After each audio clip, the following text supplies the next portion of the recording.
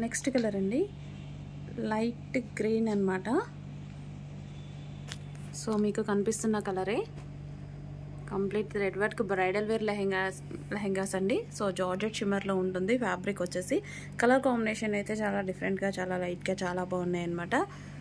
So మనకి అన్ని pastel shades, ఇందులో వచ్చిన లెహెంగాస్ మొత్తం pastel shades, complete thread work అండి. ఇదంతా కంప్లీట్గా థ్రెడ్ వర్క్ వస్తుంది. కింద కూడా మొత్తం థ్రెడ్ వర్క్తో వచ్చిందనమాట డిజైన్ అనేది. బార్డర్ కూడా హెవీగా, అండ్ ఇందులో వచ్చేసి మనకి క్యాన్ ఉంది.